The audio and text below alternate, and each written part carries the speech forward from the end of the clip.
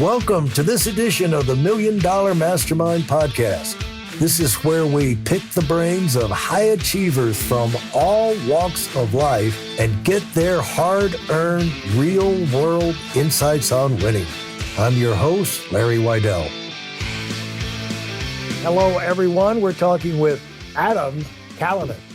And Adam, you're up in Montana today. Is that right? I am. Beautiful fall day in Montana. You lived up there all along, or are you new? Are you native, or what? I was born and raised in Flagstaff, Arizona. So I grew up in a pretty similar climate and environment and started having kids and wanted to go back to that, but didn't want to do it in Flagstaff. So I ended up in Montana. And so you've got a lot more probably support around you now to run a business. A lot of people have moved into town, I would imagine. There is a burgeoning early stage ecosystem in Bozeman, which is where I live specifically, which has been really, really great to see, frankly. All of our development team for this new company, I'm sure we'll get to at some point, is actually here in Bozeman, which is pretty wild to be able to do that today.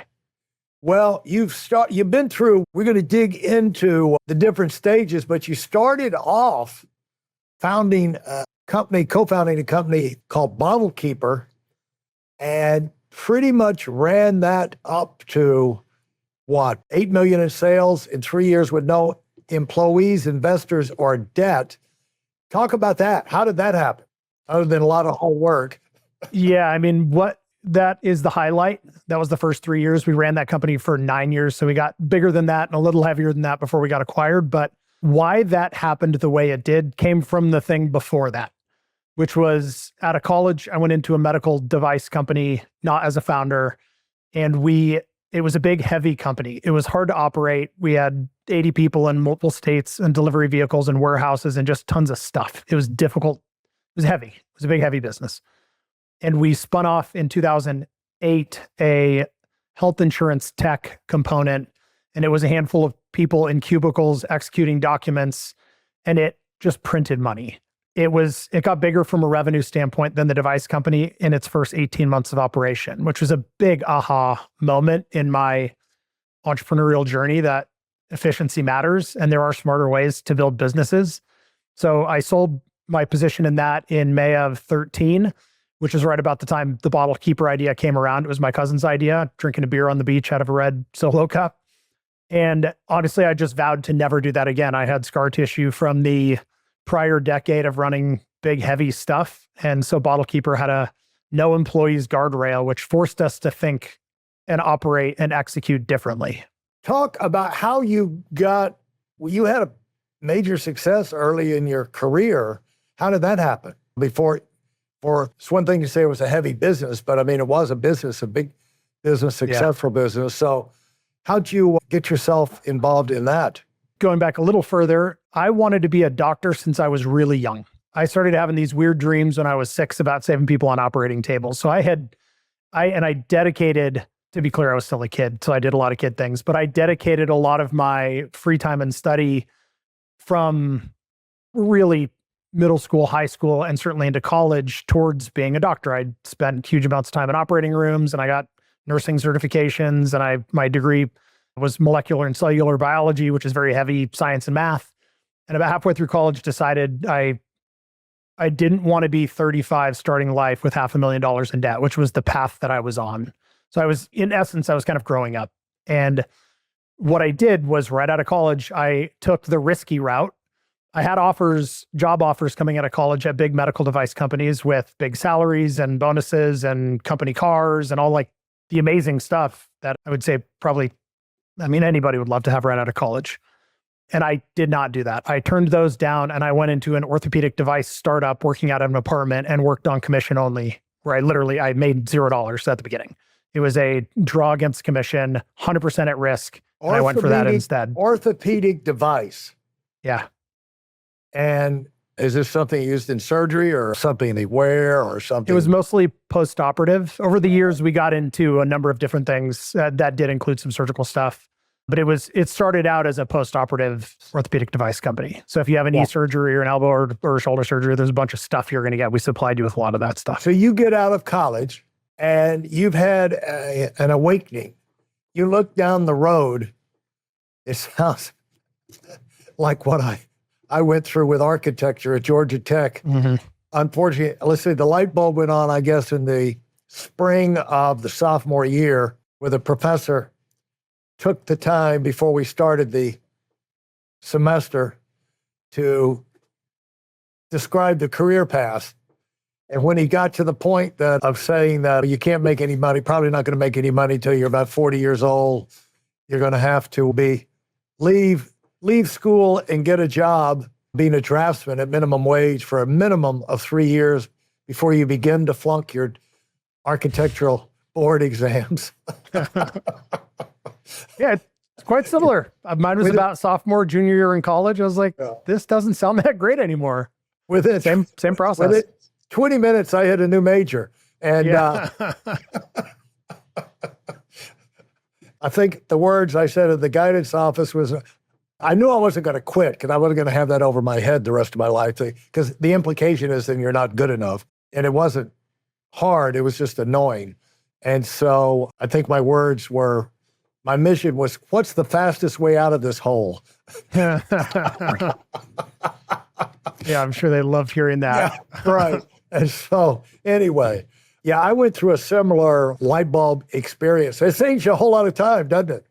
Yeah, a lot of pain and a lot of time and pain and suffering, and in this case, money. I did not realize $500,000 in debt. People go, plus your health. When I've talked to a lot of doctors, a lot of successful doctors, and their health just goes right down the toilet. They gain 40 or 50 pounds. Yeah, stress does incredible things to our bodies.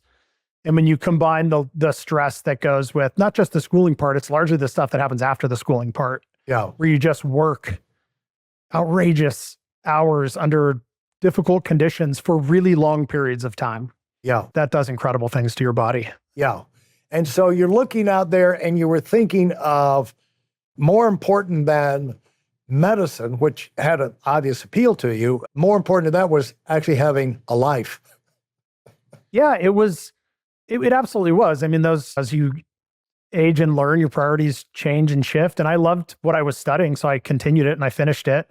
And that has played a big role in my entrepreneurial journey because learning math and science is by definition problem solving. Right. All calculus and organic chemistry and physics and algebra, all of it is you start here and you need to get here. It's your job to fill the stuff in between. And that's what startups are. That's what entrepreneurship and problem solving is. I got to do a lot of that in a very technical place, which I think has been really helpful through my journey. Well, the thing is that I don't know if that's addressed or brought up to kids going through college, but you do hear a lot of people say that in the educational system today, so many of the kids they're indoctrinated, they're educated, but their ability to do critical thinking and problem solving is pretty much non-existent. And other than with mine, I put a degree of difficulty on there because early on I decided I was going to see what's the highest grade I could get with the least amount of study. And so that became my game. It's like two graduating fifth-year seniors got a hold of me my first week at Georgia Tech and told me, no one cares what your grades are when you get out. And I said, you've got to be kidding. They said, unless you're going to graduate school, it honestly doesn't matter. Or they said, unless you're going to be a research scientist and you're too dumb for that. Nice. So I said, if the degree is what matters, let's make a game out of it. And so I know that there's more to it than that. But the thing is that you were doing some critical thinking about your future. And so when you wound up with that job, how did you attack that job? You obviously came out of school and you had developed some strategies, life strategies, some approaches that served you well for getting off to a great start once you hit the business world. What do you think those were? I think a big part of it, and I can't honestly tell you where it comes from. There's not a defining moment in my life that I can point back at and say this is from that, but I was just always comfortable with risk. I was confident enough in my capacity to solve problems that I honestly just believed I would figure it out. No matter what the problem was, I would just figure it out. And I carry that through today. And now I have more experience to add into that sort of bucket. But that made a huge difference in going into, I mean, I effectively went into a position at a almost brand new, I was working out of an apartment orthopedic device company, and got handed the keys to sales and said, here, go figure it out, go build it, do it. And so I had to do it. And then as it worked, new problems come up. And then I expanded that company from Arizona to California in 2008 and got to redo it again. So restarted it in a garage, rebuilt it in Southern California, and said, you just sort of get this like rinse and repeat of building and problem solving. You first started in sales, but then you went into what? What was that? What did you have to figure out? What are they? Yeah, it was an interesting, the way the company was set up was interesting. I would call it atypical at minimum. It was family. There was a dad and two sons, and there was one or two other people, and that was the entirety of the company. So the sales part was I was the first outside salesperson to come in the company. So they literally just said, here's the keys, go drive the car as fast as you can drive the car. So over years, I figured out how to do that and got really good at it. And then as the company grew and built up, all of that happened below me in a downline. So then I was responsible for a whole team of salespeople that I hired and I trained, which then converted to, great, now we're going to expand the company from Phoenix to Santa Monica, move to Santa Monica, rent a house, and start this company in LA. Like, great. Wow. So you go there, you move, you start it over by knocking on doors at doctor's offices and making appointments. And then you generate enough revenue. There was no debt in the business or investors. So it was all profitable and built on retained earnings. So you grow and you hire as fast as you can afford to grow and hire. And rebuilt it again and ended up with a couple offices and a team of 15 or 20. Now, where that's different or unique is that usually you would get out, you go to work for a big company, they would have training programs. Number one, they would have training programs. They would teach you how to sell, the systems, the procedures, the manuals, and they would have been doing it for many, many years, so they would have it refined down. And then they would also have territories that already developed. And you go out there and you work, they give you a territory, assign you, and early on, maybe you traveled with somebody else and they would, till you got your feet wet, and then you could go on your own. And then instead, you show up and they say, go sell this stuff. That was the world. It was a startup. I know my wife was in the other version of that, which was with big pharma and big medical companies that they did that. They'd go spend a week with somebody in Pennsylvania and do training seminars and do all the things. And it was just different. And I was way more comfortable in the figure it out environment than I would have been in that structured environment. Yeah. Much more freedom. Yeah. And so the thing is that, how did you evolve in your ability? How did you learn the things you needed to know to recruit and train and manage other salespeople once you got overloaded and you needed to add some more people on? How did you move through that? Was that hard? It was not. Well, yeah, sure. It was hard from the standpoint that it's all learning on the fly, and that can be painful sometimes. Yeah. I mean, look, frankly, you learn, and I still do to this day, I think everybody does, you learn from mistakes. You learn from breaking things. You don't often get to talk about the things that you break, but the reality is, like, that's where education typically comes from. You build up scar tissue because you interview somebody and they seem amazing, and then you bring them on and they're a completely different person. Like, so you learn, there's all sorts of learning experiences from that one thing. And then the more you do it, the better you get at it.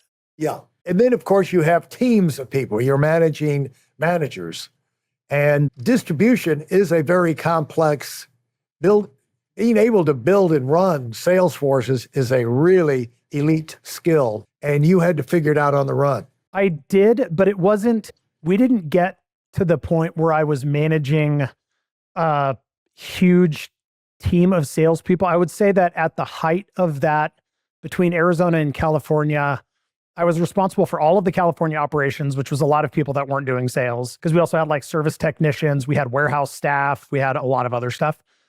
But from a purely sales perspective, it was probably a total of maybe 10 people. So it was managing one manager in Phoenix who was managing 4 or 5 people, and it was managing one manager in LA that was managing 3 people. Yeah. So it wasn't a massive, I mean, I have friends in other companies that have that distribution where they're at the top of a company with 40,000 people in it. I mean, Right. that is mind blowing to me. Yeah. How that distribution, the management of that whole system takes place is incredible. So talk about what's your fond memory that you retained from that stage of your career, and what are your non-fond memories of that stage of your career? Well, I can tell you that the fond is grossly outweighed by the not fond, much of which is just frankly based on the premise that that environment was a very intense lead by intimidation father and two incompetent sons, and then some outside people, one of which was me. And they were not the people that money made them better, let's just say. They were the sprink money on it, and they just continuously get worse and worse. So frankly, I will get to the good part, but there was so much unnecessary challenge, and I learned most of what I took from that from a leadership perspective around what not to do and how not to treat people and how not to behave. That probably turned out to be a big blessing for you. It totally did. It absolutely was a blessing. And the positive to that is I got to the point, which was a massive inflection point in my life, where we literally, my wife and I drew a line in the sand and said, if this specific thing doesn't happen by this date, like plug's getting pulled. And that didn't happen, and we stuck to it, and it forced a transition out of that and the sale of a position that led to a beautiful subsequent, now it's been 15 years, but that set the foundation for the decision-making for the next 15 years, which was a radical lifestyle change and profession change. And how did you find that? And how did you make that move? The technicals of how I made the move were actually quite interesting, but in reality, we knew that we couldn't be in this position anymore. I was a partner in a company that was involved in this system. I had a means to sell that position. I sold that position. That bought us time. We were young. My wife did really well in medical device. I got to put some money in the bank. We didn't have kids. So we had a lot of flexibility. And that gave me the opportunity to not need to go and jam like into another job or jam a startup into the world or do something. It gave me the time and flexibility to let something come up. And that's what ultimately happened with BottleKeeper. Thank you for listening to part 1 of this episode of the Million Dollar Mastermind podcast. Commit to your personal and professional evolution with our free training video. It's designed not just as an educational session, but as a transformative journey for those bold enough to aim for the stars. This isn't just any webinar. It's a roadmap to achieving the extraordinary. It's tailored for those who dare to dream big, and yes, it is completely free. Join us in a network of ambitious professionals ready to take their careers to new heights. Secure your spot now at weidelonwinning.com, and let's unlock your potential together. Thanks for being part of this community.